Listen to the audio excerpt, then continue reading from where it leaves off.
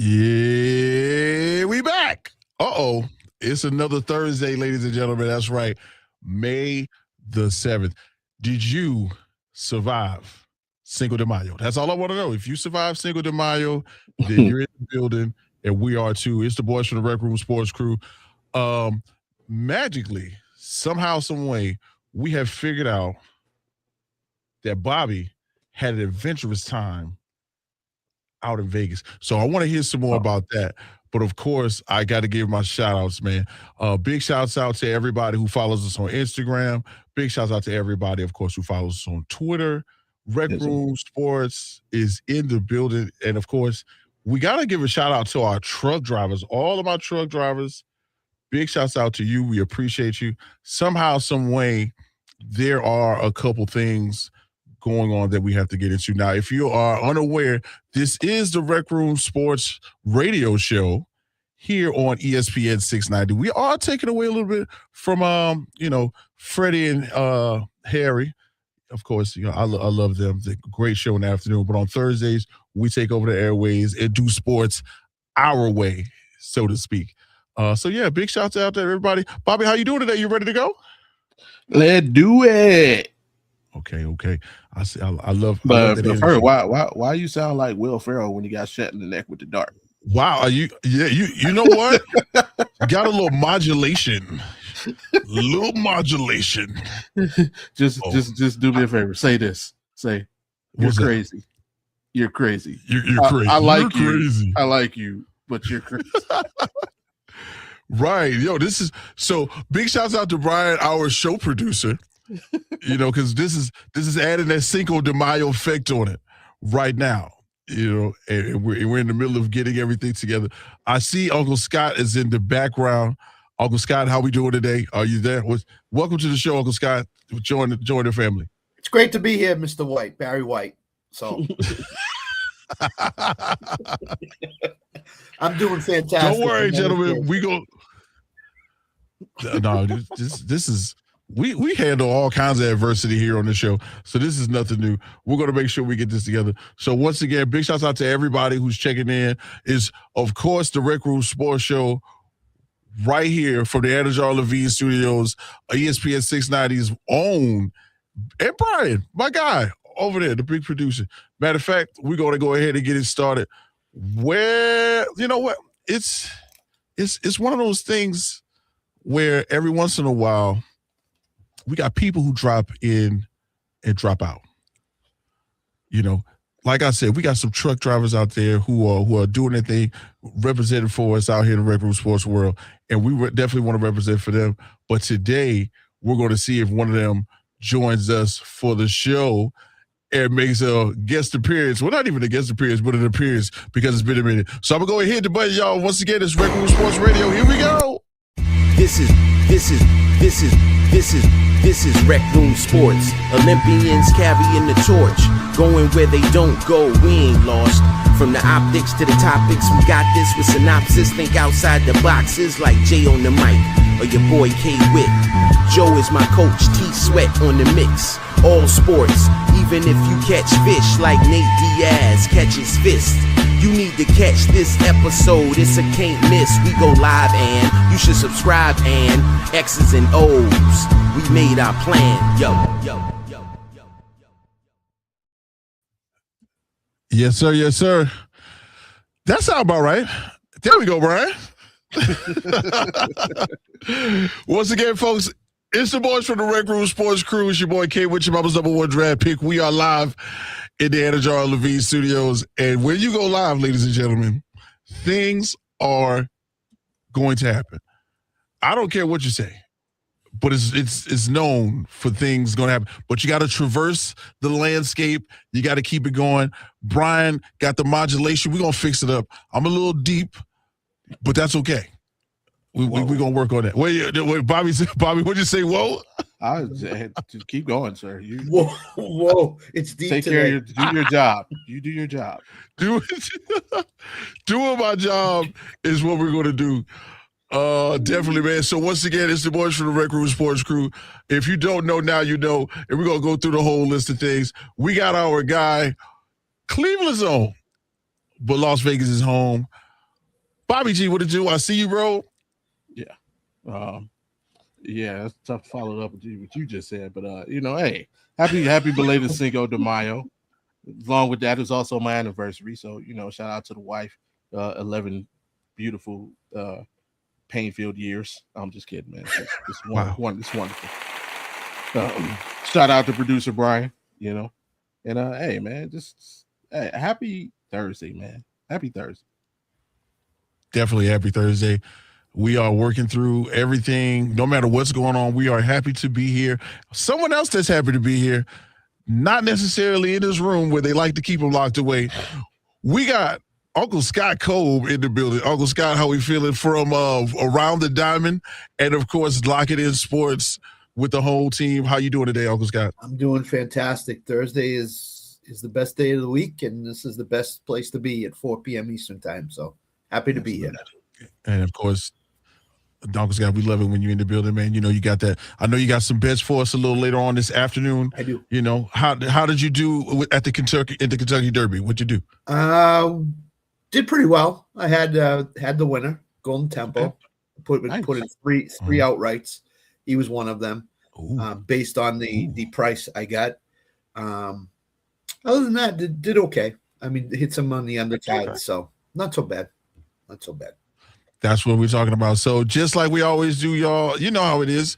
We got a couple of headlines, so I might as well go ahead and get right into them. So since I already said Kentucky Derby, you know what happened. 2026 Kentucky Derby was won by Golden Tempo, a 23-1 long shot who made a dramatic run from last place to the victory. Cherie DeVoe, who made history as the first female trainer to win the Kentucky Derby, was one of the happiest people in the stands that day. Went nuts.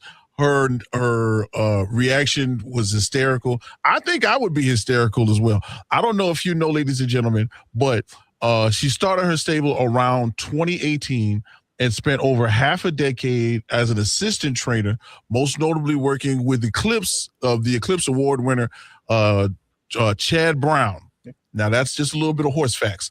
But if you know, we in Florida, if you don't know anybody that raises a horse or has raised horses, you're not locked in. Right. Horses are expensive. Yes. Feeding horses are expensive. Yes. Stabling them is an expensive thing. I don't know how people, as Scott knows, Bobby knows, people get into like racing and motorsports. I don't think that's nothing compared to feeding an animal, putting that on the track. No. Okay, that's a wild thing. And my main thought is, not only are we expecting you to win one race, I want you to win 3. Okay, I don't want to go to work 3 days in a row, much less be in 3 different races back to back to back. But Miss Cherie DeVoe did let us know that Golden Tempo will skip the Preakness, so there will not be a Triple Crown runner this year. Okay, something else we got to get into that we're going to get a little more in depth with later on in the show. The Orlando Magic. Hey, Orlando Magic. So the Orlando Magic have decided to fire Coach Jamal Mosley. Oh, that's right. It's very unfortunate. Somehow, some way, Jamal Mosley is being fired because the amount of wins and losses may not really add up compared to what the roster was supposed to have produced. 189 wins to 221 losses, 7 games to 12 losses when it comes to the playoffs. It's not as good as it could have been. We all were putting the Orlando Magic closer to the top of the Eastern Conference, especially before the season started. And I can't lie. The season didn't go as well as it did, but they got into the play-in. They won a game. They got into the series. We saw some good stuff from Paolo Banchero, but it kind of fizzled out unexpectedly. And we, as fans of the game, thought they were going to be a little more captivating, if you will. Push the envelope just a little more, and it didn't happen. So, of course, the cause and effect of that is basically now they will be moving on into the 2026-27 season at the head of a coaching search, because coaches are going to want to coach Paolo Blanquero and some of the young talent like Franz Wagner. And of course, he was not there. Jalen Suggs, who may or may not be there. But there are going to be a couple of things that we're going to have to get into, of course, when it comes to that. And then really unexpected news, sad news in the world of sports and media. Yesterday, we lost one of the pioneers of sports and media, Ted Turner. That's right. At the age of 87, passed away. I don't know if you know, but Ted Turner was known as an international man of mystery. One of the most intriguing and exceptional men around the world of not just ownership, but media, television, all kinds of things he was involved in. Of course, y'all know, created CNN back in 1990, pretty much developed the idea for what was the quote unquote superstation for TBS back in the day, owned the Atlanta Braves, started that back in 1976. Y'all know what happened. The culminating event was the World Series in 95. The Atlanta Hawks, Goodwill Games, sailing championship. I didn't even know about that. But the list goes on and on for the accolades of one Mr. Ted Turner. Word on the street, and this is from my partner, he almost owns just about 30% of Montana. I don't know how you own 30% of Montana. I don't know what leasing agency you went through, but that's a wild stat. And, in the end, we want to give a huge shout out to Ted Turner and his family and anybody that may be associated with him within our reach here at ESPN 690. One of the greatest owners, pioneers of media, television, radio, because, the Braves were one of the teams of the 90s. If you got to think about the Yankees, you got to think about the Braves and what they have meant, especially to a space like Atlanta. So, Bobby G, yes, my good friend, my good sir, you went to an event this past weekend. I did. And not only was it an event, but it was a spectacle. Okay. Tell me all about that, bro. I was fortunate enough to get some seats to the Benavidez fight. So T-Mobile Arena here in Vegas, entertainment capital of the world, by the way. But it was awesome. I'd been to boxing events before. I'd never been to an elite level boxing match. I've been to some amateur fights and some lower level pros. Boxing in person is more unique than any other sport because you get to see every level consecutively. Like you go to an NFL game, that's it. You're going to see NFL football. You go to a college game, you're going to see college sport, whatever it is. But the difference in the gloves hitting flesh, fight after fight, it's like, okay, I see why he's here and I see why this dude is amateur. I see why they're not putting him again.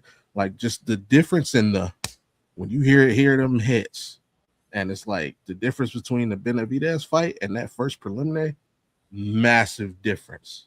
I mean, just imagine watching like a high school team try to play another high school team, then a junior college team after that, then a college, like just go up. It was awesome. But the atmosphere was electric. Like I say, it was two Mexican fighters in the main event. The crowd, pro-Hispanic. I mean, it was great atmosphere. The environment felt like family. Of course, you had, fans both sides. It was great, man. It was awesome. For that to be my first, like I said, elite level boxing event, I'd recommend it, man. I went with the wife and the kid. Our seats were terrific, about 10th row, if you want to call it that. We could hear everything, could see everything. The visuals were great. Lots of people in the building. Obviously, Canelo was there. He was representing of one of the fighters in the co-main event. Of course, Oscar De La Hoya was there. He promoted the entire thing. Mike Tyson was there. He was in Benavidez's corner. Tyron Lue was out there. Dante Jones, Brian Shaw, just Tommy Hearns. Like, just the atmosphere was great. It was a great fight. A few great fights. Not even just the main event. A couple of preliminary fights. The undercard were solid fights, man. So we got the main event. You can't ask more than to pay your money to go see an event, and it ended in a knockout. You know, that's the thing. I'm a fan of boxing, so I like to see a technical fight every once in a while. But to pay your money, you want to go there. You want to see somebody get knocked out, and we got to see that. So yeah, it was a great night. 10 out of 10.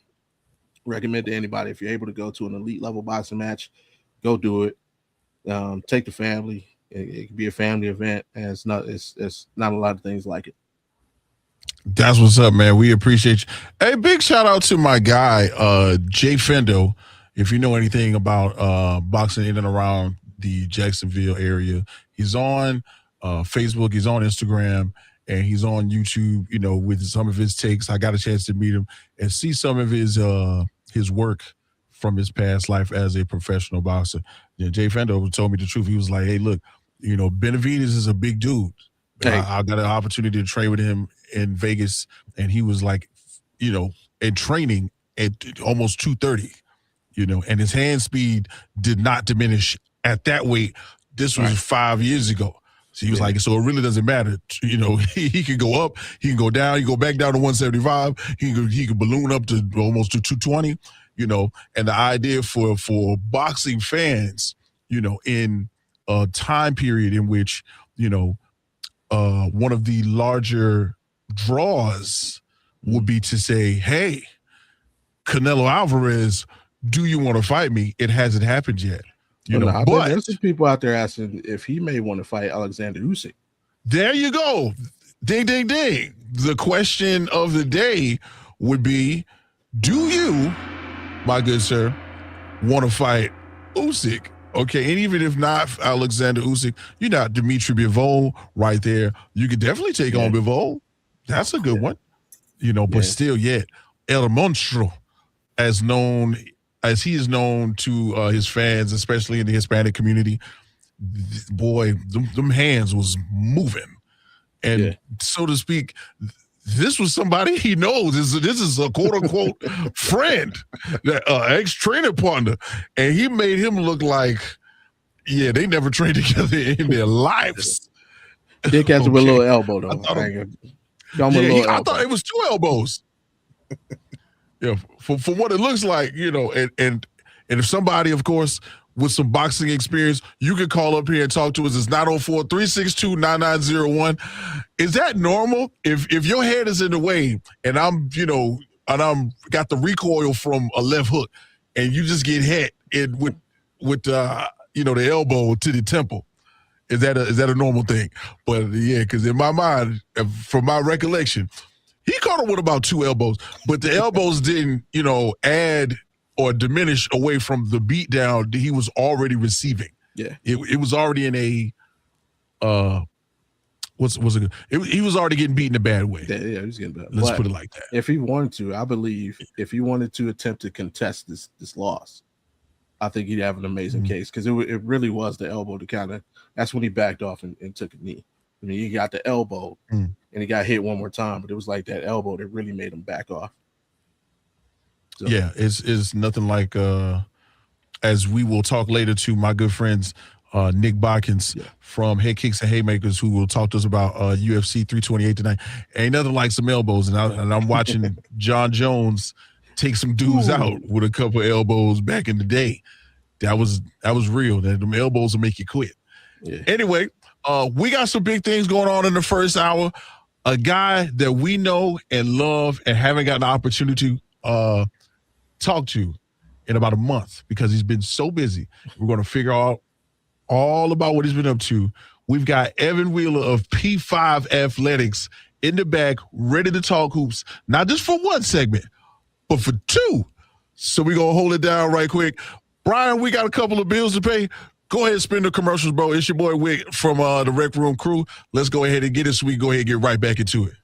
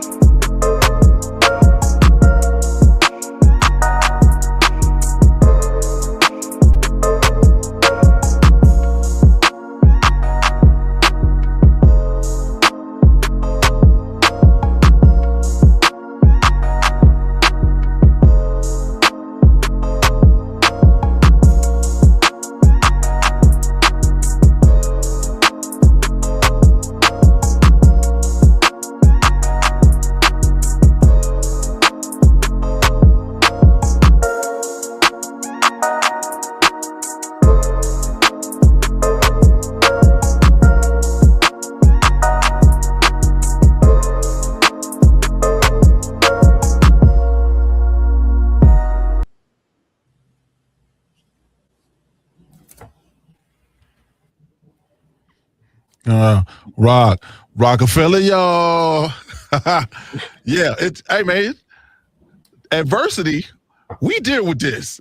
It's the boys from the RecRoom Sports Radio Show. It's your boy K Witt, and this is my regular speaking voice. Okay. Once again, guys, if you don't know, I'm joined by some of my friends. I also know them as family. We got Uncle Scott Cole in the building. We got our guy from Audible Podcast Talks, where life is sports meet culture. We got Bobby G in the building. We got Jay somewhere. I believe my brother Jay is in Fargo, North Dakota.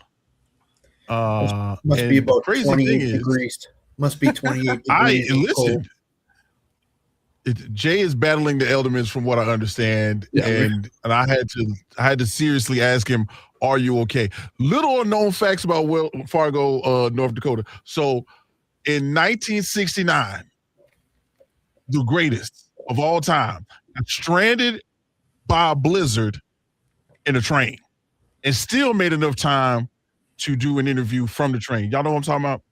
Muhammad Ali got stranded in a train, still did a radio interview, and that's one of the big highlights for them. Satchel Paige has some Fargo, roots as well.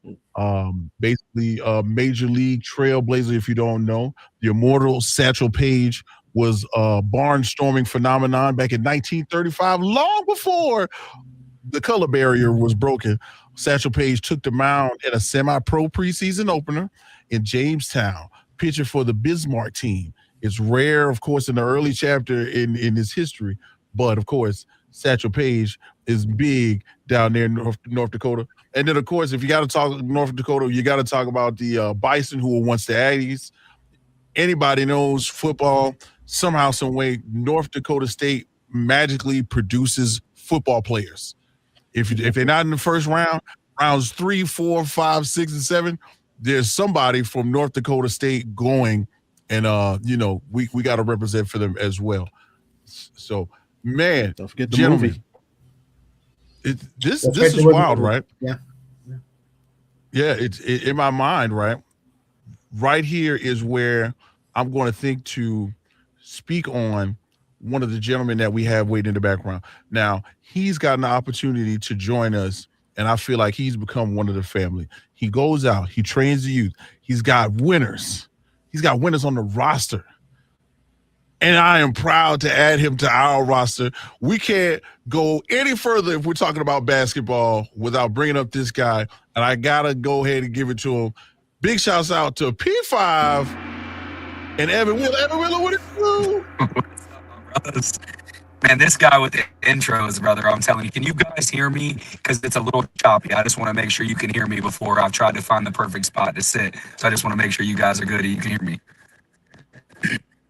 Yeah, we can hear you, bro. It is a little choppy, but we've been dealing with adversity all day, so this is nothing we can't work through. So Evan, man, you guys, man, it's really good to hear you from you. Thanks for joining us. Let's go, baby. That's right, man. Hey, so look, we excited that you're here, Evan. This is us bringing the internet to the radio like we always do. Now, in my mind, you have been out and about working, doing your thing, going to tournaments. Give us a quick rundown of where you've been and what's been happening and some of your successes. Oh my gosh, man. So the last month has been pretty insane. As always, man, just beyond blessed to be able to work with the athletes that I do. So we've been all over the country a little bit lately. We've been in Rock Hill, South Carolina. We've been in Pigeon Forge, Gatlinburg area in Tennessee. We've been down in South Florida. So it's been a really, really nice run over this last month. We've had a ton of successes. Like, obviously, winning tournament championships is always great for the brand, and it's great for people to see that. But the fact that our guys and girls are progressing each tournament, and we're noticing improvement in our overall team chemistry, and just how we play the game, man, it's just a blessing. And then as far as the training tip, the gym has just been on fire, man. So many pro athletes, so many high-level college athletes, so many high-level high school athletes, just beyond blessed to be able to have that many footprints in my gym and be able to impact as many people as I do. So beyond grateful and beyond blessed, and this platform being able to sit here and share with you guys and talk to you about sports, there's just not much things cooler than this, fellas. So I really appreciate it. Hey, man, we really appreciate you because you could be training somebody, but right here, you here with the gang. So guess what, man? We're going to get right into it. Now, Please. if first round's over, there Yes, are sir. some storylines built around the teams that have lost. Let's focus on that first. The biggest what's next from some of the losers from round one. And we got a couple to go that are really go-to. Me and Uncle Scott probably are locked in on one or two. Bobby's got one or two. I'm going to let you go ahead and run it down from your side of the world, brother. Okay, well, I think the biggest takeaway, I think the most obvious thing for everybody out of the first round and the biggest surprise we have is probably the Boston Celtics. I would say you could throw the Nuggets in there as well, but I would say that I was most shocked by the Boston Celtics losing a 3-1 lead, especially losing at home. That just doesn't happen in their franchise. I'm really curious to see what the next steps are because now everything's coming out. Jason Tatum was rushed. You know, they got this, they got that. I'm not sure that that's what happened. I think that Jason Tatum probably has the best players and the best people in the world around him in that field. So I think that they probably made the decision that was based on him, whether or not he could do it. And you got to kind of live with the consequences. So who knows if they rushed him back too early? Who knows if they didn't? The biggest question mark I would say about them is JB.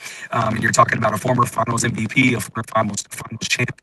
Is he going to be on the move? Was that the last game that we see Jason and Jalen together? I think you could fetch a pretty big ransom for him, and I think the Celtics have some glaring weaknesses that they need to address. So I would say that would be one thing for me. And then another thing, as you guys always know, I can't be on the radio without either getting my LeBron comment or getting my Kentucky Wildcats comment in. So we'll make sure that we talk about them. But I just can't even imagine if that was LeBron that had in his prime with Jamal Murray and loses in the first round like Jokic just did. I was very, very shocked by that. I was not expecting, especially an antless Timberwolves, to be able to beat the so-called best player in the world by far. So I was definitely taken aback by that. I think that they are far away. It's pretty funny that all the talk I've heard this week, especially after the first Thunder game, is that the Lakers are so far away and this team is so far away. Well, if we're watching a dynastic run with the Thunder, I'm pretty sure that there's going to be a lot of teams that are far away from that. So if we're trying to compete with those guys, I think the Thunder is going to have to make some major changes. This is the second or third time in a row where Jamal Murray and Aaron Gordon have not been fully healthy and available to play. I think that is a huge hamper and a huge stopper from the Joker being able to make another run. And as much as that pick and roll is amazing and as good of a utility athletic wingman as Aaron Gordon is, I think you're going to have to move on from them and get a little younger and get a little healthier if you're going to be able to compete the way that you're going to compete in that Western Conference Finals. So I could go on all day about a few more. Those were the main two. I will say this as a as someone who lives in Jacksonville, trying to root for the Orlando Magic. I do think that they're close. I think unfortunately losing Franz was probably the difference in that series. Everybody loses players and not everybody's always fully healthy, so you can't make that as an excuse. But I do think that they're relatively close. I think maybe if they can get a true playmaking style point guard to help out Paulo a little bit, I think we could be talking about the Orlando Magic making that big run. But other than that, those I would say are my three biggest takeaways because I was really rooting hard for the Orlando Magic in that first round. Yeah, I think you're right on. I think we last week were really big on Orlando and what the possibilities could they have come back or whatever. My biggest thing definitely has to be the reaction from the Atlanta Hawks.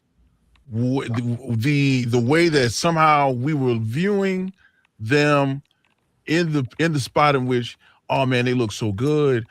This is the team. The length on defense. We were just naming so many attributes, but then to magically see them put into the blender by the New York Knicks. I think that was one of the biggest things for me that kind of caught me off guard. And of course, in my mind, of all of the losers from the first round, I think they have like the biggest upside, the most to look forward to. They got younger, they got more athletic, they got pieces. You know, there are so many things that the Atlanta Hawks can do where they really don't have to do much. You know, and I really like that. Bobby, you got one. What you would think about? Oh, gotta cut that mic on. Yeah, I'm saying for me, it's the Denver Nuggets.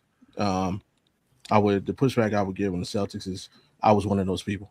Whenever I came on here and every other show, and so the reason I didn't believe in the Celtics because I didn't believe in Jason Tatum.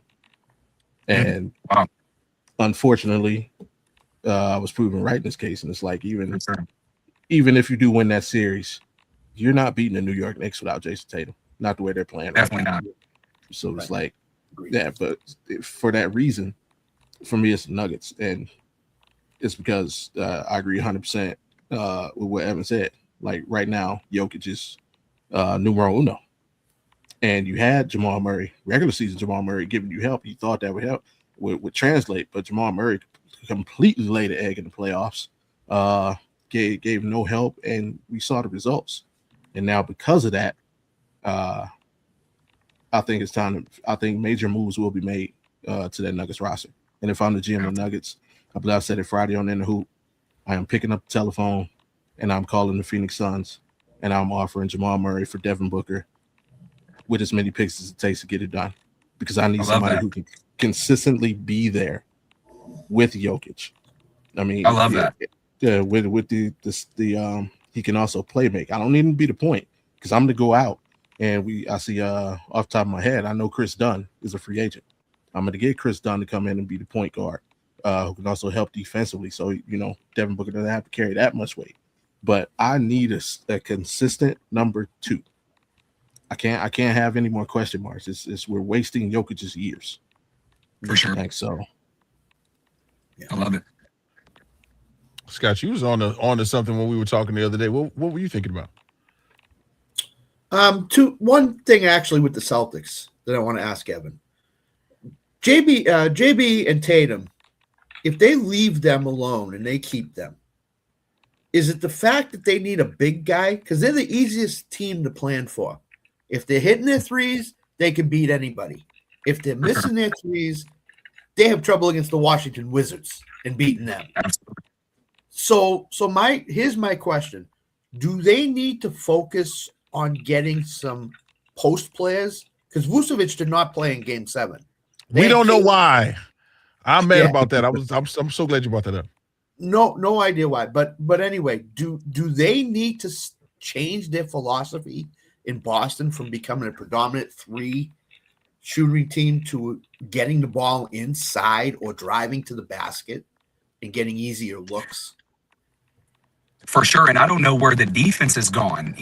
What I was so impressed by Boston and what I thought they were going to hang their hat on with the big 2 wing defenders and the big point guard with Derek White, and then you bring the Bulldog and Peyton off the bench. I thought that their identity was going to be based around defense, but you clearly see it's so funny. I was talking to my brother during the series, and he was like, Evan, they're losing. They can't deal with Joel Embiid. So this is what makes me think about this. If you can't deal with the unhealthy Joel Embiid, what's going to happen when you run into Karl Anthony Towns and the New York Knicks? Because they look great. And aside from the Thunder, I would say it looks like we're on a little bit of a collision course with potentially the Thunder and the Knicks, which is an absolutely good matchup because they match up really well.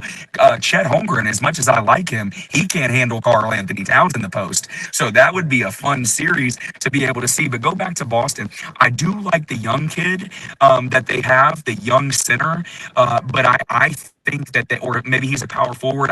They play him at both spots, so I like him. But I would agree with you. But the only problem is that's what they tried to, I think, do with getting a little bit of size.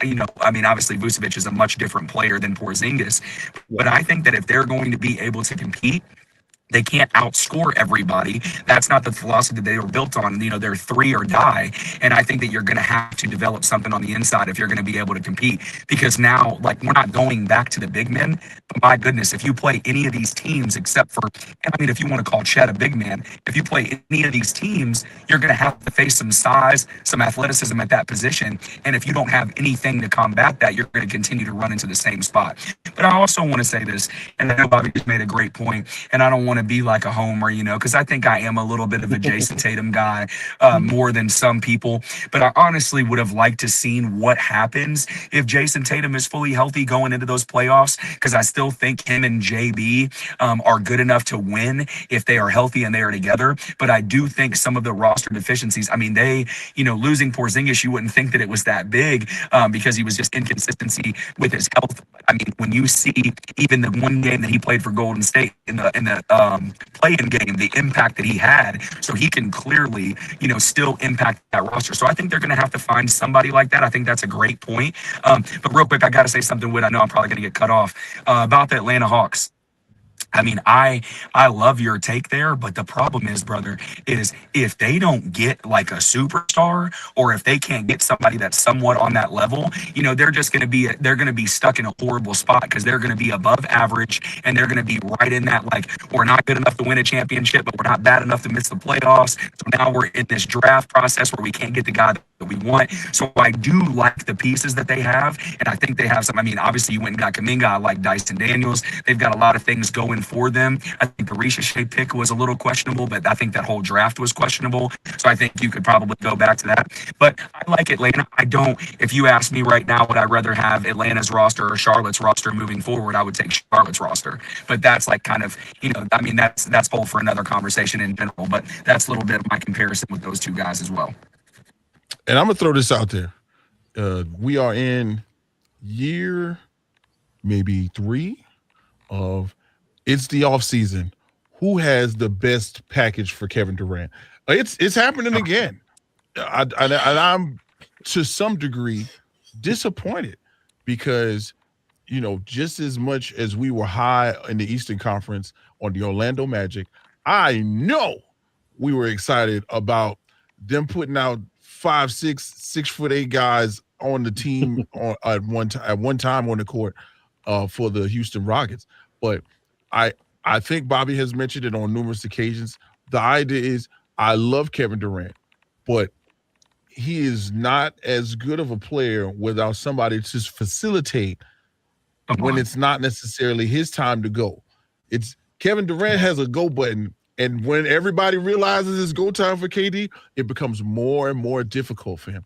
But to somebody else who's able to divert the attention to another player, or at least even make it seem like this other person is here, like a good point guard would, I think this is the downfall or the detriment of what happened with the Houston Rockets. Fred VanVleet, NBA champion, would have, not only been able to, be that guy himself, because he can get a bucket, but be able to, hey, differentiate between, all right, KD, not you, but over here, Ben Thompson, or hey, Şengün, Jabari, Jabari again. Now Kevin Durant, fourth quarter, close the gate, close us out. But it's unfortunate that once again we're looking at another offseason where KD is almost put himself on a trading block just because of some of the locker room talks. Well, wait, here's my question. Is Kevin Durant now a 50 to 60 game player instead of being an 82 or 75? He ain't playing that many games. I need him for about 55. Yeah, 55. That's what I'm saying. For him to make the playoffs, he's got to be a 55, 60 game player now. He can't be an 75, 80 game guy. So I'm going to go as far as say this with, I think that he was more impactful in that Lakers series than Kevin Durant would have been if he would have played every game, because I think with those young pieces, with a true point guard that can manipulate them and move them around, and a champion, I think that could have been the difference in the series. And I'll say this about Kevin Durant, man, as somebody who's never been a fan of him, obviously I respect the game. I train, I play, I'm around great players. I know what it looks like. If you're going to go out, and like I told you this on the air once before, if you're going to have a pickup game, then I want Kevin Durant, number one player, number one pick, not even a question. But if I want to go win a championship, I can't do it with Kevin Durant unless I have an all-time point guard. So the only way that he is ultimately reaching his peak where he was when he was in there was a reason why he left Oklahoma City to try to go play with Steph Curry. There was a reason with that, because he was chasing that championship and he wanted to win, but also he was sick of playing with that person who was just going to jack shots and not be consistent and not try to get him in his flow. So then he goes and plays in this perfect system. And I feel like he's been chasing that ever since he left Golden State. And he wasn't going to get that no matter where he was at. Because any other point guard he's ever played with, Curry, Kyrie, all these guys, man, those are some of the best players that have ever played the game. And that helped him ultimately reach his ultimate success. That's why when people used to have the Durant, LeBron comments, I used to just dismiss them. I wouldn't even argue with that, because that's not even a conversation anymore. We're way more in the Curry to LeBron than we are Durant to LeBron comparisons of this era, in my opinion, in general. So that's my 2 cents on Kevin Durant. Not a fan, respect his game, but definitely not a fan. I think he's a lot of Aaron Rodgers if you want to go with a little cross-sport connection right there. Hey, man, you know what's great? We got Brian Middleton in the building. Our producer said, you know what? Conversation's going great. Keep it going. No break. So, Ev, don't go anywhere. Yes. Stay right here. Let's keep talking. So the idea is, for me, guys, as we are looking at the second round, the playoff, the cream is starting to rise to the top. Y'all know that Macho Man. The cream always rises to the top. You know what I mean? And this is what's happening right now before our very eyes. Some of the perpetrators are gone, but we really are getting to the crux of what we really love about NBA basketball. These are competitive games. We're going back and forth in some series, and there's maybe one or two, just because of injuries and time, that really won't really develop like we would have wanted to if everybody was healthy. Uncle Scott, you mentioned something. I think you wanted to say something about the Knicks. What you think about this series in the second round against the Philadelphia 76ers? Yeah, Evan, let's talk about the Knicks for a minute. They sort of changed their philosophy around Game 5 to make Karl-Anthony Towns a facilitator more than anything. How much more dangerous are they with Karl-Anthony Towns as a facilitator instead of being a primary focus on offense? Well, it just allows the other guys to be able to get involved in the flow of the offense more, and then it gives the ball to Jalen Brunson more in those type of decisions.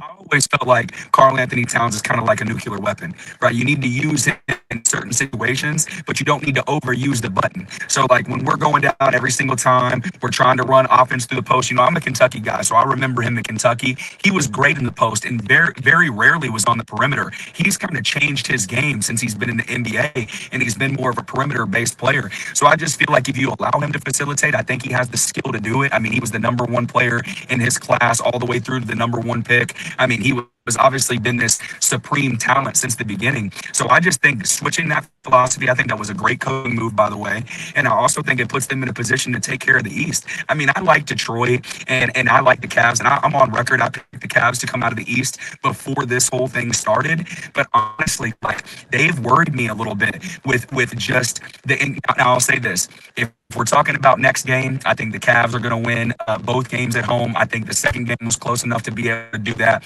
And I think the same thing in these other series. The only series that may be already over, as bad as it pains me to say, is the Thunder series. Just because if LeBron's not going to get any more help than that, I mean, that's ridiculous. So what my takeaway from the Thunder game was is how in the world is a 41-year-old dude the best player on the floor when the reigning champ is on the floor and the reigning finals MVP on the floor and LeBron's the best player? And I go back to I know we don't need to get into this and we're not going on a segment, but I know he's had some great teams, man. But like, I saw a plus minus thing about in his playoffs, he's like a plus 5,200 when he's on the floor, and he's like a minus 3,000 something when he's off the floor. So that just shows you that as good as, you're only as good as your team, no matter how good you are. And even as good as LeBron was, even as good as Jordan was, if he would have been on some of those teams, you just don't have the other people around you to be able to lift you over the top. And I understand Will, and I understand all that. But you're talking about that, LeBron's going to have to score 40 with 8 to 10 assists 40. Just for them to be able to be in the game. Because if Austin Reeves, you can't get, I shouts out to the white hoopers. I love guys who can get it and really make it move. But he is undrafted free agent for a reason. And no matter how good he played, he is not somebody that you pay $45 million a year to be your second option, because this is now the third playoffs in a row where he has not stepped up to the calling and not being able to give him what they want. And as much as I love Rui, his defense is a problem in this series as well. I've never seen Marcus Smart shoot 17 shots in a game before in my life. play defense, not to shoot the ball. I think I am better right now than Jake LaRavia on offense still. I'm not 6'8", but I'm definitely better than him on offense. So I just think that they have unfortunately ran into a buzzsaw, and I'm just thankful that Jalen Williams is not playing because they might have won by 50 if he wasn't. So that makes me scared. The fact that they keep this game close for 3 quarters and give all us LeBron fans hope. All they were doing was coming off an 8-day rest, man. They were just rusty. And as soon as they got that thing flowing, Jared McCain with all those colorful nails, putting the nails in the coffin, man, it was over early. So I'm worried about that series. I do believe that this Spurs-Minnesota could go 7. I think we're in a little bit of a juggernaut fight. I think you have 2 of the best players in the world right now jockeying for position. I do think either one of those teams could give Oklahoma City a little bit of trouble. But, man, if J-Dub comes back, I just really don't see anybody messing with them from either side, unfortunately. But those, I didn't mean to jump ahead too much, but that was kind of my takeaway. Like, I was impressed by the Spurs last night, but also that was the worst that the Timberwolves have played. Jaden Daniels got into foul trouble early. I think all that stuff plays a major factor. So that's going to be a fun series. I'm really hoping LeBron can get 1. I don't want to be swept for the 4th time in our career. So I really hope we can get 1. But we'll see, man. I'm rooting for him tooth and nail every single day. So we'll see what happens with the next few games. But those are a couple of my takeaways, man. I'm harder on the West because I really want my guy to come out. But it's been a great series so far. We'll see, man. I'm hoping they can get 1 at least. Evan, I've seen Marcus Smart take 17 in Boston. Believe me, I've seen it. It's not pretty, but I've seen it. Yes, sir. Man, I'm in one of those spaces where I'm excited to see LeBron try his best, and he's going out there and he's doing it. And just like you said, Austin Reeves is an undrafted free agent. Marcus Smart shooting 17 shots. That's not what you pay him for. No. But they try. You know, they're out there giving it their all. They are. And then for right now, I am 100% in on this. This Western Conference matchup is going to be one I think we really got to pay attention to when it comes to the Wolves and the Spurs. But then on the East Coast, it is not to be slept on that somehow, some way, we will get the Knicks and Detroit to find a way to make their way past 6 games. I don't think it goes 7. But if Jalen Duren doesn't magically develop a jump shot or so, because Bobby's been saying it. Bobby's been a huge proponent. Hey, Cade Cunningham needs help. Anybody. Bobby, he's already putting the nail in the Cavs' coffin. Already putting the nail in the Cavs' coffin. No, we're going to beat Detroit. Yeah, now listen. I ain't even worried about it. That's what I'm saying. Like, if they don't get any help for Cade, this is all Cavs. Yeah, I ain't worried about Harden that. needs to stop turning the ball over. If Harden stops turning the ball over, the Cavs are going to beat the Pistons. No question. We played the worst game we could possibly play, and we had a chance to win with 5 minutes left. Yeah, no. And all because, again, who's going to help Cade? We had this reminded me. This is an exact carbon copy of Game 3 against the Raptors, Games 3 and 4.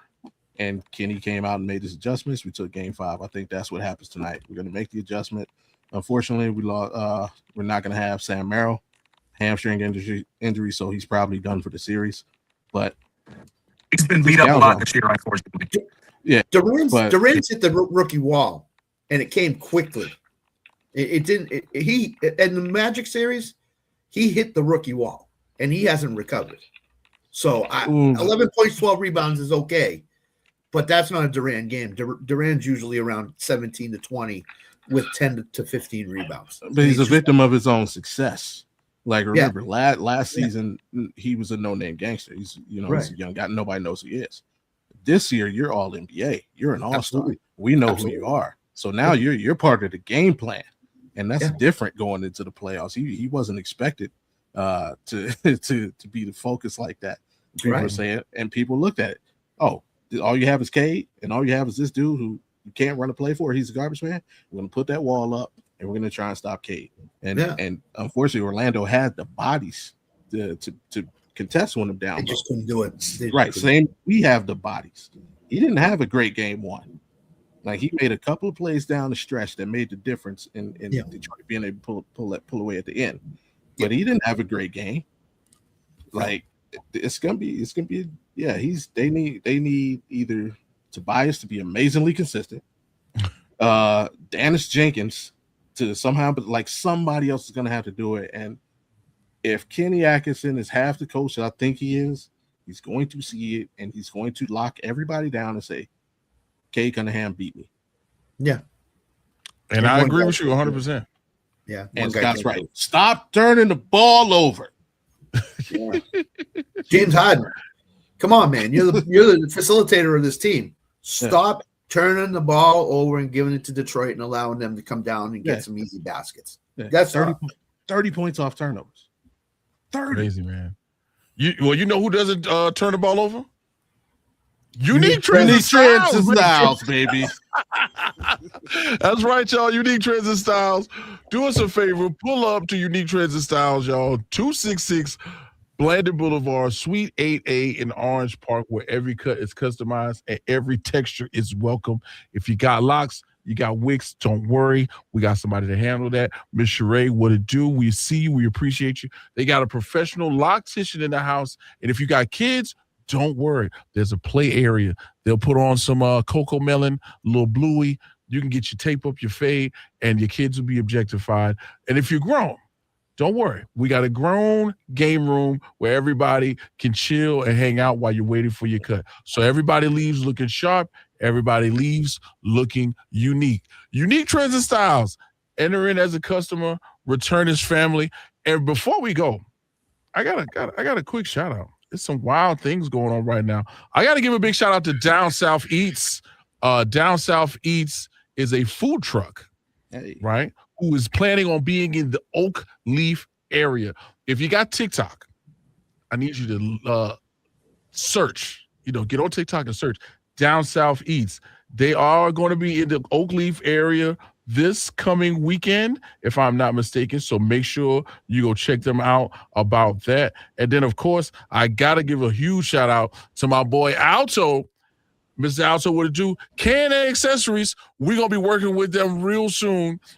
Yeah, we talk about weapon safety. Anyway, we got to get up out of here. We'll be back after the hour comes back. We got AP Allen Paralysis in the building. It's your boy K. Witcher, Bob's #1 draft pick. This is Rec Room Sports. This ain't my regular voice, but we going to keep on doing the show. We'll be right back.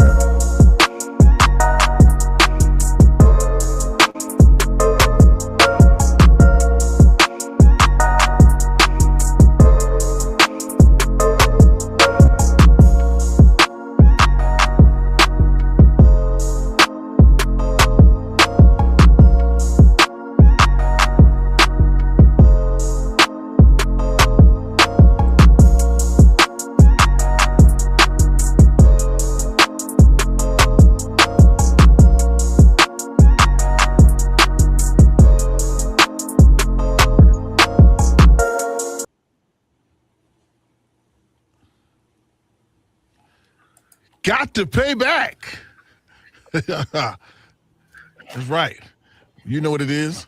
When you cut the check, you got to know somebody is going to pay. That's what we do right here, man. It's the RecRoom Sports Crew right here on or in the Anajar and Levine Studios. Is magically, we've been going through a couple things. We've been having a little bit of adversity with Evan. Big shouts out to Evan from P5 joining us to talk about some basketball. And now we're back.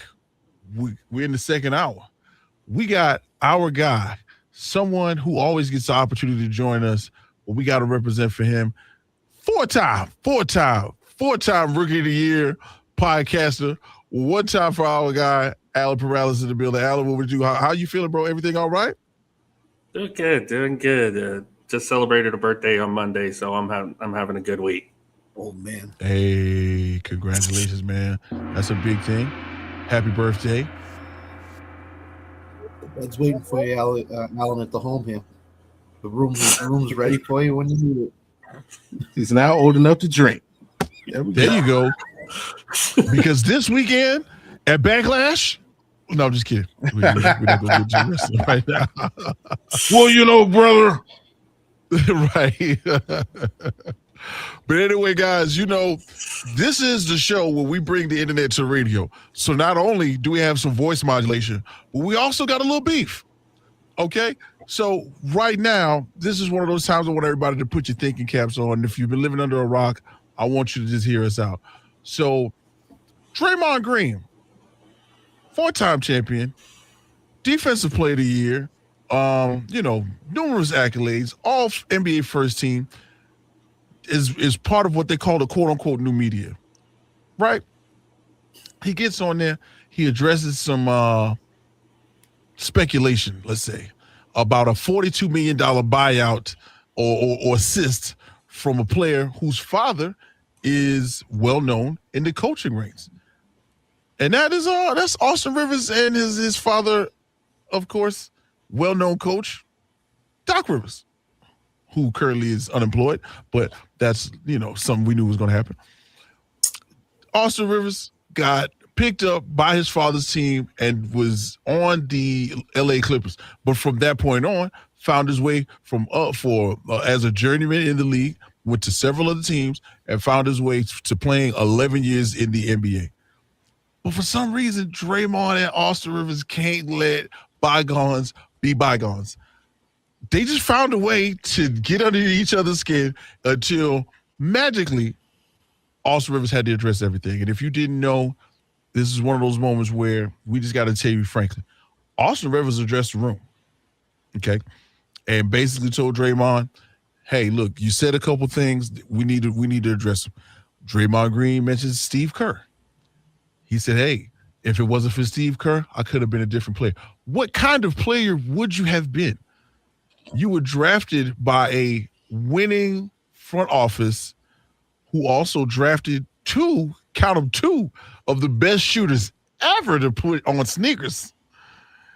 Somehow magically picked up, the Swiss Army knife, which would be Andre Iguodala. Mm-hmm. Eventually, you got Kevin Durant, who he magically pushed out of town through verbally assaulting a recluse. Everybody knows Kevin Durant is a bit of a reclusive player. All he wanted to do is hoop. You know how we know all Kevin Durant want to do is hoop? Kevin Durant don't even brush his hair. He's put on jersey, socks, shoes, goes out there and plays basketball. That's what Kevin Durant does. So when you mess up that mold, you get Kevin Durant up out of there. And last night on one of my favorite shows to watch, inside the NBA on what was TNT but is currently ESPN, Charles and Kenny addressed it. They said, hey, talk about your comments. And somehow, some way, Draymond referred to what was the original comments and said, hey, we know we're not going to win the championship, but we don't want to look old. So we also don't want to look like Charles. And I'm paraphrasing it. I'm not quoting. We don't want to look like Charles in a Houston Rockets jersey. Kennedy Jet Smith was like, hold on, wait a minute. Explain to us what you mean. So, fellas, after we got somewhat 2 iterations of Draymond versus Austin Rivers, and then Draymond versus the world, so to speak, is anybody right in this? Is anybody in their right mind? Is Draymond correct? If he had not been drafted by Steve Kerr, could he have been a different player? Or is he just delusional because, of course, it's him. He's been living there. He's been going through this for, 12, 13 years now. But Bobby, help me out on this. Is this Draymond beef number 255 in the NBA? I mean, every day he's in a beef with somebody else. Yeah. It's somebody. That's what he's best at. That's literally his best skill. Your best skill is beefing. He's a jack of all trades, master of none. And to me, the winner of this thing is not even win or lose, just right. Austin Rivers is absolutely right, bro. Sometimes professional athletes, and you all know how I feel about Cam Newton. Cam Newton is actually absolutely right. He commented on the situation. It's like athletes forget that not only do they take extreme skill to accomplish a lot of the things that they accomplished, but it also takes right circumstances. And Austin Rivers is absolutely right. You were drafted by a team who has one of the greatest GMs of all time, who in turn ended up with one of the best coaches of all time, playing with one of the best players of all time, probably finishing top 15 at worst. That's just off the top of my head. Another in Clay, who's going to finish as a top 75. And Andre Iguodala, another Hall of Famer. Like, your situation, because remember, when you first came into the league, you couldn't take David West's job. David West was starting power forward. Yeah. And you couldn't beat him out. It took him to David Lee. My apologies. David Lee. David Lee, Florida David Lee. David Lee. You couldn't beat him out for the job. It took him to get injured. And then you to come in and show your skill. And then even from a production standpoint, you were never David Lee. So to talk about what you would, David Lee, people forget that dude was a 20-10 guy in this league. Oh, yeah. Big time on the Knicks. Right. Like, he wasn't a slouch. So to say, Steve Kerr because of Steve Kerr, you are everything you love to brag about that you're better than it, that's what you are because of Steve Kerr. So if that's killing your career, I'll sign up for that. Can I have that, please? Plus what? $300 million lifetime? There's 2 reasons why Draymond Green is the player that Draymond Green is. One, it's because of Steph Curry and Steve Kerr kept him in Golden State for as long as they did because he was a quote-unquote important piece to the puzzle. And number 2, his game is basically intimidation. He wants to intimidate you as a player on the court. And if he does that, he's beating you. If he doesn't, he's not beating you. Right. He can rebound the ball. He can't shoot the ball. He thinks he's a 3-point shooter. Remember a couple of years ago, he went out and for the defensive player of the year, he kept saying, "I'm the defensive player of the year." How many games did he play? I mean, come on, really? I mean, you were not the defensive player of the year in the NBA that year because you only played in 45 games or whatever. Yeah. This is all Draymond Green is. It's because Steph Curry and Steve Kerr kept this guy around in Golden State, and he's an intimidator on the court. And he gets in refs' ears, and he gets technical fouls, well-deserved, 90% of the time. He's a guy that plays on intimidation. He wants to intimidate you, and that's his game. So. Yeah. Mm-hmm. And just for comparison's sake, Draymond Green's career average is 8.7 points per game. Austin Rivers is 8.5. So what are we talking about? No. Go ahead, and I got something to say about that, Alan. I don't know who's having a worse week, Draymond Green or Framber Valdez, but both of them are headed towards the south side of their careers at this point. Yeah, I mean, come on. Did we expect anything less from Draymond Green? Because, like Scott said, this is basically who he is. Even in the early days of Golden State, this is basically who Draymond was. Like, I mean, taking a shot at Chuck, that's just disrespect. I mean, come on. He was halfway decent in Houston. He wasn't that bad. And I don't understand why he has beef with Kevin Durant. He wouldn't have won 2 more championships without him. So, Again, like Draymond's just a product of the system at this point.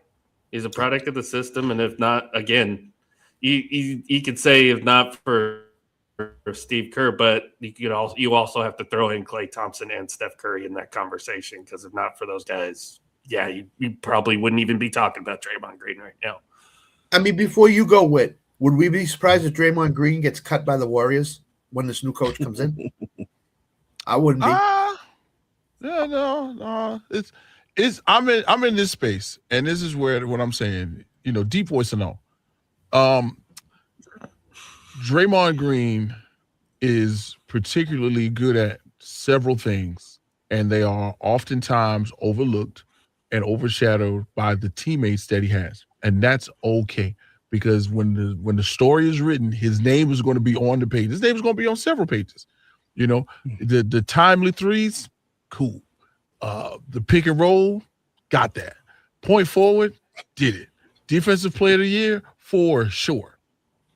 But the other things that possibly hindered the Golden State Warriors from moving into the future, that's where I think we're going to remember him the most. And it's unfortunate, because we're never going to get that image of him and Kevin Durant sitting 3 people away from each other and yelling across Steve Kerr in a timeout. We're never going to forget that. And Kevin Durant looking dead in the air and going, "I just want to hoop. I can read lips." All he said was, "Yo, I just want to hoop." And the words "I just want to hoop" to people who play basketball or been around the game mean multiple things. And in that instance, that was Kevin Durant saying, "I don't want to deal with you. This is it. I don't want to deal with this no more, dog." And here's the thing with Kevin Durant too. If all he wanted to do was just hoop, he wouldn't have gone ring chasing Golden State in the first place.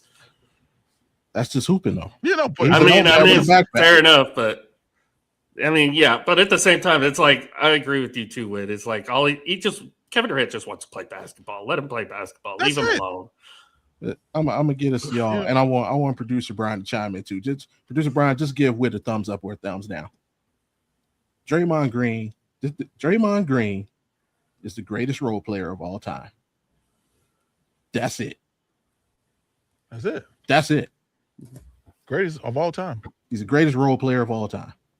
Mm-hmm. I like it. Mm-hmm. And this is what I'm saying. Think about this, right? Game 7 of the 2016 finals, right? The quote unquote no point triple double, right? But somehow, some way, the stat line of 32 points, 15 rebounds, 9 assists, 11 and 15, 6 and 8 from 3. Big deal. One of the biggest deals, and this is what I want to say. So he's got some things to argue about when it comes to what happened. But during this historic run, the death lineup, y'all remember that?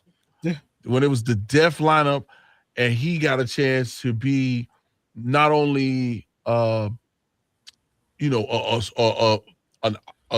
big piece to that, but he got to be the facilitator. I think that was his brightest shining star moments right there. He got career highs of 14 points, 9.5 rebounds, 7.5 assists, and established himself as the premier point forward in the league. So I'm not going to take away from anything. But what Austin Rivers was trying to say was, bro, look at me. I was balling from the get-go. You can talk about my daddy. You can talk about $42 million, whatever it was from the Clippers. But Austin Rivers I don't know if y'all ever saw this. And some of our listeners may be a little bit older or a little bit younger, depending on where you come from. But if you go Austin Rivers on YouTube right now, and you go look at that high school mixtape, Austin Rivers was crazy. Okay. The Duke years, we only spent like 6. I said Duke years. The Duke months. Duke year. Yeah, that's what I'm saying. Yeah, the Duke year or the Duke months, really, where he was really only there for about 7 months. Crazy. All right. All ACC, freshman of the year, you got it. It's really the circumstances behind Draymond being there. Because You put Draymond on the Trailblazers? Not so much. You know, no. An Orlando Magic team? Not so much. Maybe not. The Washington Wizards. You know, maybe not so much. There you go. All Draymond Green. Draymond Green is Ben Simmons with the will to play basketball. That's it. Wow. I love that. That's good. That's really good. I like that one. If Ben Simmons had the will to play basketball, he'd be Draymond Green. I didn't think of that. That's a good one, Bobby. I like that one a lot. Oh man, this is crazy. So when you talk about and guys, you got to watch us or listen to us a little more on Fridays and check us out on In the Hoop so we can talk a little more basketball. If you know us, we have talked about Ben Simmons a lot, and not in a positive light. And it's not our fault. It's Ben Simmons' fault. Just being real with you. How's that book selling? How's that book selling, by the way, Bobby? No, but in the end, guys, he's a New York bestseller. Right. Yeah, most definitely. But in the end, guys, of course, we got to get ready. We got our guy, Nick Bodkins, coming in just a moment. He's going to be talking about UFC 328, and we are excited to talk to him. So once again, it's the boys from the Rec Room Sports Crew, where we bring the internet to your radio, and somehow, some way, we bring you Draymond Green. Look at that. We'll be right back in just a few minutes, y'all. Stay locked in.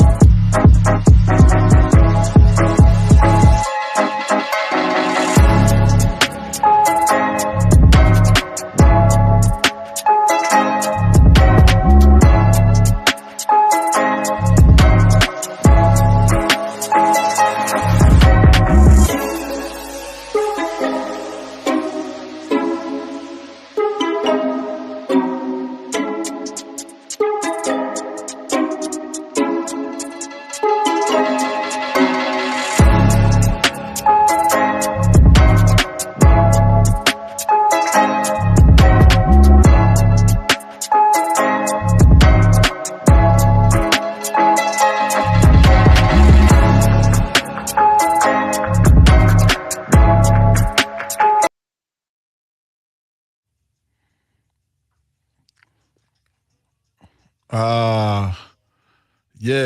The guillotine's running away. The guillotine running away. When I was little, I used to think that song they were saying the guillotine's running away. Y'all remember that? What? The guillotine's running away. Guillotine running away. The guillotine. No, man, you can't keep. How dare you disrespect the far side like that, bruh? Listen, you know when you was little, you didn't know all the words. I listened to Outkast. I called my cousin to ask him what Billy Clint was one time. I was young. I was young. I was like, hey, what are they rapping about? What are they talking about? What is this? I really like this song. Can you print out the lyrics? You remember you used to print out lyrics? You can print out lyrics on the laser jet printer. No, I remember. You just burn through like your parents half a sheet of paper. See, I remember when they used to come in the CD book. You pull out the little booklet, open it up, had all the lyrics right there for you. Yeah, exactly. And then if I'm old enough to remember inkjet printers with the little holes on the side, and you'd be like peeling off the little stuff on the side, the little holes, so you can get everything. Anyway, y'all, it's your boy K Witt, your mama's #1 draft pick for RecRoom Sports. This is. Yo, my man Uncle Scott said mimeograph machines. Y'all remember what is it? Microfiche when you go to the library. Y'all remember that? Come on now. Back in the days. Yeah, see, this is all things that kids will never know about, because now all you do is jump on Google, type it in, and it pops up. But anyway, guys, we've been having a great show today. This weekend, there's a lot to look forward to. Somehow, some way, we've got PLE. That's right, a premium live event to be featured on Paramount. Bobby got a chance to watch Benavidez whoop up on some guys last week. This week, we're interested in Khamzat Chimaev and Sean Strickland in a main event bout where anything goes. Well, kind of, sort of. So when we talk about anything goes at UFC, we got to bring one of my brothers in on the show. From Head Kicks to Haymakers and his own network of shows. I see him back there. I think he's ready. Let's go ahead and bring him up. My guy, yours, Nick Bachus, ladies and gentlemen. What's good, boys? Man, I am excited for this UFC 328 main event, Khamzat Chimaev versus Sean Strickland. I was just watching the presser. I mean, it's like going to my family reunion. It's a bunch of profanity and racial slurs. I mean, I felt right at home. I thought it was my two drunk uncles arguing on stage, and my dad. That's what I thought was happening out there. I was having flashbacks, but it looks like it's ready to go. There wasn't too much shenanigans, just a lot of a lot of F-bombs and things like that. But I mean, we're talking about Khamzat Chimaev, 15-0, never lost. And the last time we saw him was about a year ago. He did go all 5 rounds with the defending champion at that time, Dricus du Plessis. So we always have these question marks whether or not Khamzat could go these 5 rounds, whether the gas tank was there. That was answered. And in comes Sean Strickland, coming off, I think, his best win just a few months ago when he knocked out Fluffy Hernandez in Houston, Texas. I said, oh my goodness. And Sean Strickland jumped Imanov, right? Like everybody thought it was going to be Khamzat Imanov. And here comes Sean Strickland, the former middleweight champion. This is his last chance to regain that, because if he loses, it's like, where do you go from here? And he's kind of talked his way. He said a lot of things about Khamzat, called him a goat, you know what, and explicit. This is radio, so we're going to keep it radio PG here. Thanks. We can't say the things that he's saying, but you get my point. And this is a absolute blood war here that these two guys absolutely hate each other. This is reminiscent of like the hatred talk of Conor versus Khabib, and that's the level we're getting to. I wouldn't be surprised if we don't see some sort of shenanigans after the fight on Saturday night. Yeah, myself and you included, bro. I would think somewhere, depending on who wins, there's going to be a little bit of violence. Right, there's going to be some violence in the cage, in the octagon Saturday, but I think afterwards, you're going to see some stuff. It's, everybody thinks that Khamzat can steamroll him, steamroll Sean. I don't know if that's Sean is very smart, and he's a very tricky fighter. He's strong. He's not easily taken down. And when he is taken down, he gets back up. That's the difference, what you're going to see here in this fight, I think, between Khamzat and DDP. DDP, once Khamzat got him down to the ground, DDP had no answers, just couldn't get back up. I think Sean is smart enough and good enough to get back up. He's going to need to get that jab going. And if he can wear Khamzat out to maybe in those 4th and 5th rounds where Khamzat is his gas is a little questionable, maybe he can steal this. But I don't really think so. I still think Khamzat probably does get him out of there. But I mean, I would take a little flyer. It's like plus 800. So if you're a gambling person, take the flyer on Sean Strickland by submission or by decision, because it's plus like 850 last night when I looked. So take the little flyer on Sean. Don't put a little nothing. But I think that's the only way Sean can win. But I do think, Khamzat probably gets it done, and it's going to be and still UFC middleweight champion on Saturday night. No, for sure, brother. I can't lie to you. I wish I got an opportunity to join you.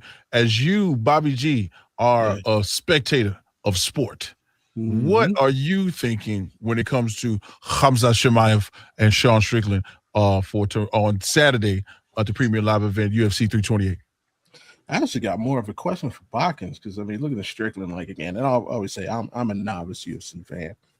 They got me interested for years. A couple fighters put their hooks in me, and I've kind of been a fan ever since. But I'm not as knowledgeable as you guys. But Sean Strickland jumped on into my vision when he defeated Izzy, and then kind of after that though, Dricus kind of washed him like twice. So my question is, the first fight, Bobby, I'll tell you, that was real close. A lot of people, Sean thought he won that fight, and it was real close. A very close fight. I thought DDP won, but it wasn't like me too. I didn't think it was that. I thought a complete wash. Now the second fight, there was no answer. Like, right. We walked away knowing DDP was the winner. So that's kind of where I'm at. And then he had a year off because he got in some trouble. He hopped a cage in your town in Vegas, and got into it with another fighter in another organization. So they suspended him, like not the UFC did suspend him, but the committee, suspended him. So we didn't see him for like a year. And then when he came back against Fluffy Hernandez, he looked bigger, stronger, and it was the best Sean Strickland I've seen from him. No doubt. Now, as I get a chance to look over this card, Botkins, big shouts out to you and our guy, Bobby BLUNTS, who is co-hosted on Head Kicks and Haymakers. I'm looking at this card. They got a pretty nice card on here. Oh, this card is absolutely stacked. The co-main event. You're looking at the exciting Joshua Van versus Tatsuro Taira. Van, if you remember, just got the championship, the flyweight title against Pantoja back in December. He's taking his first title defense here. Pantoja quite not ready. As we know, that fight never really got off. But if you go back to about last June or July, and if there's a fight you want to watch, you want to know who Joshua Van is, watch him and Brandon Royval, because they put on an absolute clinic, an absolute masterpiece classic last year. I think we're going to get a very good fight. The co-main event is going to be fantastic. Van is a slight dog. I believe he's like plus 120 at this point in time. So I really like the dog and Van, and give me Joshua Van and Steele. But Tatora his jiu-jitsu's elite, but Van will stand and absolutely bang. This is going to be a great fight, especially if you're into just two dudes standing and banging some power, a little bit of power. These flyweights are so good. Give me Joshua Van. Yeah. I'm with you on that one. Joshua Van, gotta get put a little money on him. Look, Bobby, as we look on the card itself, is there another fight that jumps out to you? Because I got one, and I think I know what Bobby and Botkins, you should know where I'm going with this one. I like Joaquin, man. Joaquin Buckley. You mentioned it, Bobby. That's the people's main event, baby. That's the people's main event. If you are into the game, you know that this game, it is Joaquin Buckley, who has lights out power. I mean, this guy has lights out. He has a highlight reel of knockouts. Oh, yeah. He is coming off a loss against Kamaru Usman, where Kamaru just kind of umped him, took him to the ground, and just went back to the old school Kamaru. I'm just going to wrestle you and wrestle you and wrestle you. He had no answer, which a lot of guys don't have that answer for Kamaru. Right. Against Kamaru Usman, we're talking about one of the greatest For sure. welterweights of all time. Mhm. But Buckley did well. He handled himself and just got the loss. Was just straight 5-0 blank. But and then you're talking about big turtle shell back Sean Brady, who is coming off 6 months ago, was brutally knocked out by Morales. So is this enough time? And he's fighting another guy who can knock him out. But man, when Brady is on and he can get to you and take you down, he's one of the best jiu-jitsus, has the best jiu-jitsu maybe in this welterweight game. He's a top flight. This is a guy who was the number one contender and took that Morales fight. Just was like, hey, I got to get one in here. And he got brutally knocked out by Morales. So he's kind of falling back. And here comes Joaquin, who's also two guys coming off a loss. This is very critical as far as winner puts himself right back in that title contention, a loser looking for answers and kind of like where to go next. And it's maybe 3 or 4 fights away from the title at this point in time. So it's a very important fight for both guys in their careers right now, both young. Before Buckley lost to Usman, he was on like an 8-fight winning streak, and it was by knockouts. And he was absolutely rolling after he dropped to welterweight. He hadn't lost really until he ran into Kamaru, and Kamaru kind of handled him. But this is a very intriguing fight. To me, this is the fight like, hey, this is what happens here. This is the people's main event. The main event's going to get a lot, but us diehards, we're tuning into this fight. Yeah, for sure, man. And y'all know me. I have to keep my eye on the top of the prelims because King Green. No, that's the opening. That's the opener. That's the opener with. Okay. King Green and Jeremy Stevens is on this card. Yeah, two unks. Two unks, baby. 2 unks. They can't get rid of in the UFC. King Green finds his way right back into where he likes to be in a real fight. Jeremy Stevens is not to be slept on. Always a game when you put Jeremy Stevens in the ring. But King Green versus Jeremy Stevens, I don't know why, but this is one of those ones where if I'm going to be paying attention, this is where I'm going to wake up for that. Right. I think I would bet the over on the rounds. I believe it's 1.5 at this point in time. Both guys got great chins, but both guys could light you up. Oh, dude. Okay. I was thinking the same thing about this. Wow, your voice. Wait, I was wondering what's going on. You sick or something? It sounds like you're doing bong rips, brother. Figure out what's going on. I thought it was just me, but you guys are funny. Yeah. You go to Dort in your neck, man. What about Jim Miller still throwing fisticuffs around? Bobby, so as you know, on my show, I do a dog on the card every pay-per-view. And Jim effing Miller is my dog on the card at plus 250, taking on Jared Gordon. Give me Jim Miller. He's got a lot to fight for. His son just recovered from cancer, so he's back in the octagon. This is a guy who has the most UFC wins, most UFC fights. He's seen it all, done it all. Give me Jim effing Miller as my dog on the card. And I cannot beat this dude in UFC. He's a little. I don't have an undefeated UFC career because I can never beat Jim Miller. Like Jim Miller. Yeah. I put it on E. I can't beat him. Yeah. You got to come see Jim Miller every time you play in UFC and you got a career going on. Hey, Uncle Scott got a couple bets for tonight, or not tonight, but for us, for UFC this weekend. Uncle Scott, come on in. You said you got a couple numbers. Go ahead and kick them out for us, brother. Yeah, the 2 bets I have is one. I got a question for Nick after too. Thunder minus 15.5 over the Lakers. I think the Lakers are toast. They're done. And tonight's NHL is Carolina, Philadelphia. I like the under 5.5 goals in that. Neither team could score more than 3 goals. So I like the under in that. Question: the bet you said about the rounds, it's 2.5 now. Would you go over or stay under? For which one?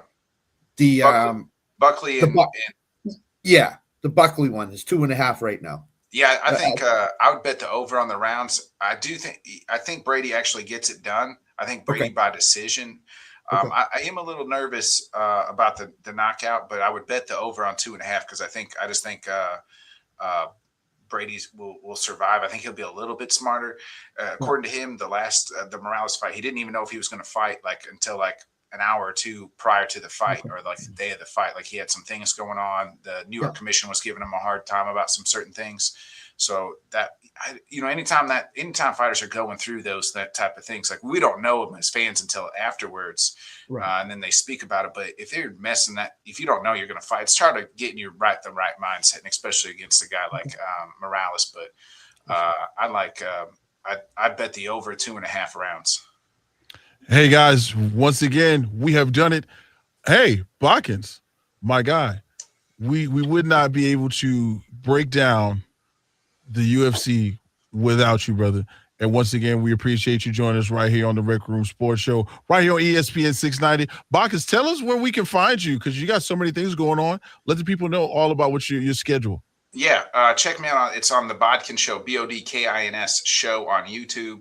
I'm on Facebook, Instagram, whatever. But if you want my live stuff, it's usually on YouTube. Best way to catch it is on YouTube. I'll actually be with Uncle Scott here tonight for our football show. We'll be talking all things NFL and a little bit of litany stuff for our Fall Start Thursday show. You can catch MMA stuff every Wednesday night with me and my guy Bobby B, and we break down all things MMA. We talked to boxing with this past weekend and as well. So, in a way, with pound for pound #1, baby. Oh yeah, one of the biggest fights in Japanese boxing history is coming up. So I miss you guys. I can't wait to maybe get on there and talk about what happens post fight. But thanks again, Botkins. It's the boys from the Rec Room Sports Show. We're gonna take a quick break. We're gonna come right back. We got Bobby's usual slice of life. We're going to do a little pick 'em, and we're going to see if Uncle Scott got some bets before we get up out of here, man. Once again, it's your boy K-Witt. This is RecRoom Sports Radio, and my voice is not like this all the time. I promise. With huff and paint.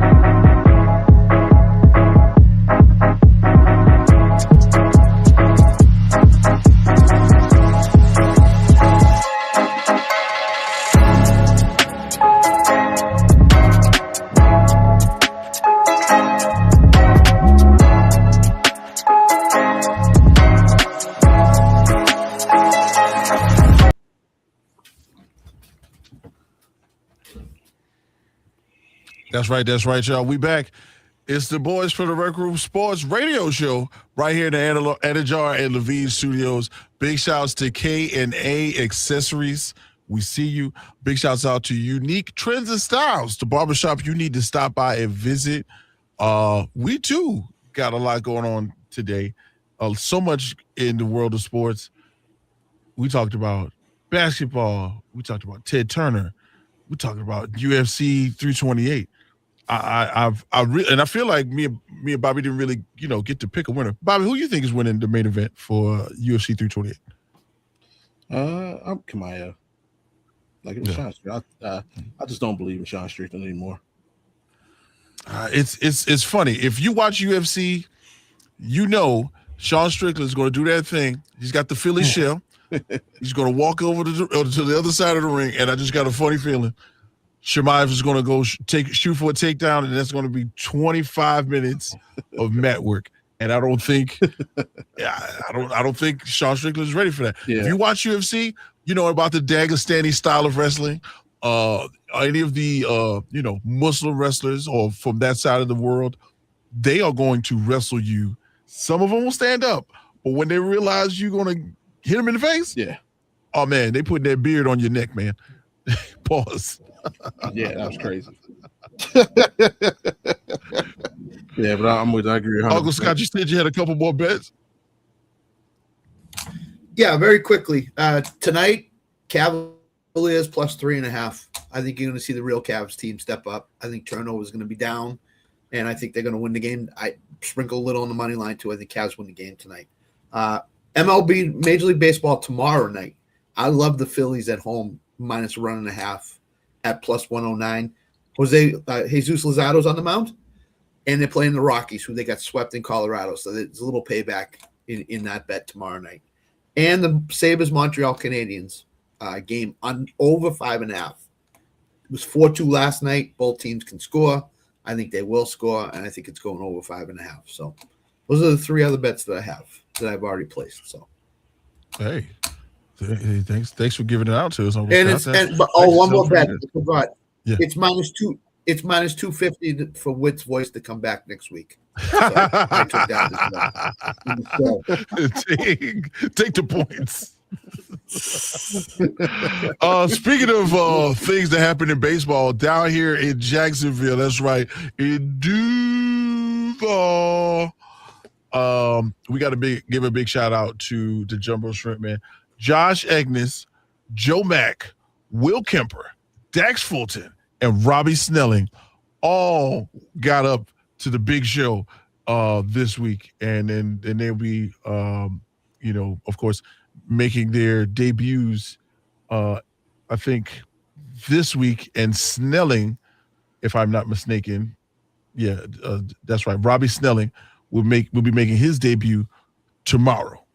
So Jumbo Shrimp baseball players making it to the big show. That's a part of the news for today. But before we get out of here, which is funny, which is funny because if not mistaken, I think one of those guys is actually from Oklahoma. Specifically the high school I graduated from in Mustang. So, oh man, look at that. We got connections all over the world here in Jacksonville. Speaking of connections, connect the dots for us, Bobby G. What we got going on for today? Brian, hit the music. Oh, I can't hear me. It's May.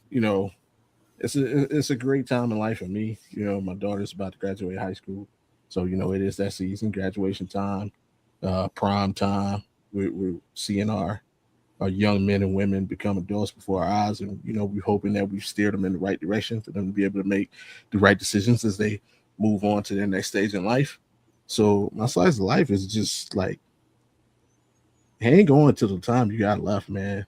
Like, just watching my daughter go through certain things. Last week we went to her senior walk, which was just them walking around the school in their caps and gowns. But, it took me back to that time in my life when I was going through it, and having the people in my life being able to enjoy me going through that process. And now I'm able to enjoy her going through that process. Got one more to kick through. The time flies, man. time flies. So, just do as much with the youngins as you can. Like, no matter what it is. Hey, let's go out for some ice cream. Let's go around the block. Like, because you're gonna miss the little thing. You're gonna when they hit a certain age and it becomes more about their friends than it is you. You're gonna miss it when they start telling you no to things. Yeah, right. Hey, you want to go? No, I'm gonna hang out with, since it's just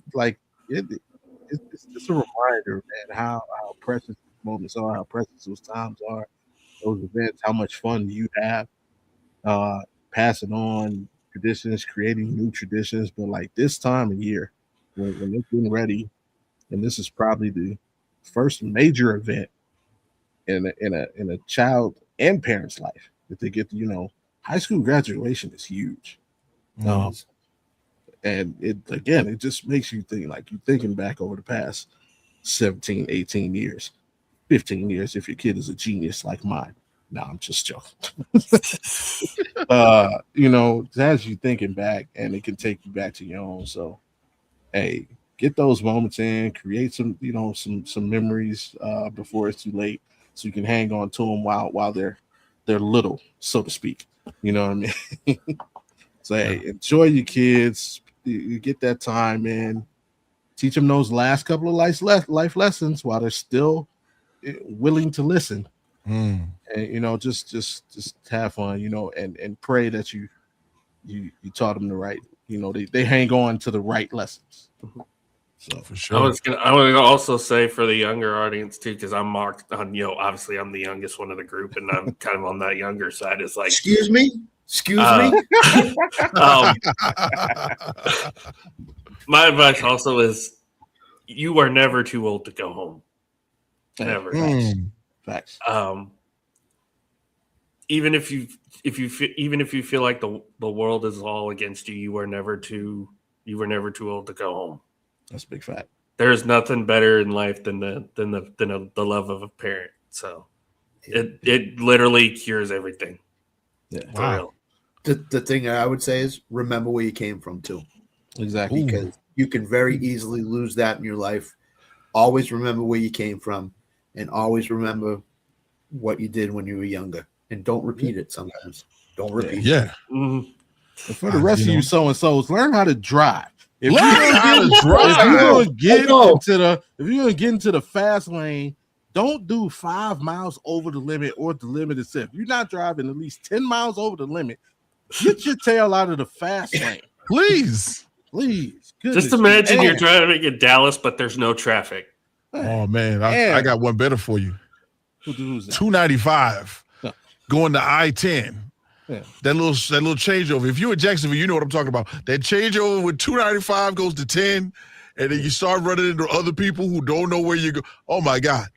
They always do it. They always do it in construction. Just learn how to drive around construction areas, ladies and gentlemen, here in Jacksonville. In my corner. For those that can't see me on the radio, young drivers, these things, don't pick them up while you're driving. Don't pick up your Don't phone. pick them up while you're driving. This is a cell phone I'm holding in my hand. Don't pick it up. And bro, if you're trying to make a right turn, I can make, no, you can't make it. Because if I have to slow down because you turned in front of me, I might follow you home. Especially in confined areas like downtown cities and whatnot. Please be careful driving, because people. Please be careful, man. You know what? Crazy story, guys. We are on the way out the door. We had a great show today. Thanks for Evan from P5. Thanks for Botkins showing up. We love Botkins, especially when it's UFC time. But we got to do one more thing. 904-362-9901. If you've been listening to the show, I forgot. We got to give away some tickets. That's right, Jumbo Shrimp tickets. Call right now. We'll give them to you. Brian's going to answer the phone, and you get a haircut on me, your boy K-Witt. It's been the Rec Room Sports Radio Show. We've had a great time. We'll see you next Thursday. Peace. Peace.